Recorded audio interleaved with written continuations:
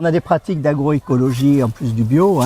Par exemple, vous voyez que les tunnels, ils ne sont pas en monoculture. Le problème d'une serre en monoculture, c'est que s'il y a une attaque de maladie ou d'insectes prédateurs, on perd le tunnel. Que là, dès qu'on voit quelque chose arriver, on va traiter les bandes permanentes de culture. Et du coup, on fait de la prévention sur les tunnels à côté. Donc on traite beaucoup moins. Nous, on n'est qu'en amendement naturel. On a du fumier de cheval qui vient du centre hippique à côté. Et les bandes, elles sont aussi une fois par an en engrais vert. Le tunnel, il permet de faire du primeur, c'est-à-dire que sans tunnel, on n'aurait pas de tomates en ce moment. On a des courgettes depuis plus d'un mois. On a les poivrons, les aubergines qui vont arriver. Pour les cultures d'été, on passe en plein champ. L'autre question qu'on me pose souvent, c'est qu'est-ce qu'on fait l'été? Parce qu'effectivement, il n'y a plus d'école l'été et c'est le pic de production. Donc nous, l'été, on continue quand même à servir le centre de loisirs, la crèche, l'épicerie sociale, le personnel. Et on fait aussi de la transformation. Nous, on a 3 cuisines, une par école. On a une unité de surgélation dans une des 3 cuisines. Et l'été, tous les jours, il y a un agent qui fait de la transformation. Et les anciens faisaient les bocaux. Donc nous, on a pris un process plus facile à mettre en œuvre parce qu'on surgèle à cru, mais on fait des réserves pour l'hiver. C'est pour ça qu'on arrive à ces taux d'autonomie. Cette année, il y a eu de la tension sur les choux-fleurs, parce qu'il y avait une grosse production de choux-fleurs, donc nous, on l'a eu aussi.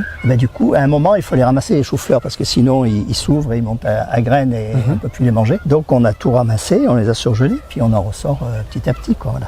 C'est vraiment un outil anti-gaspillage aussi.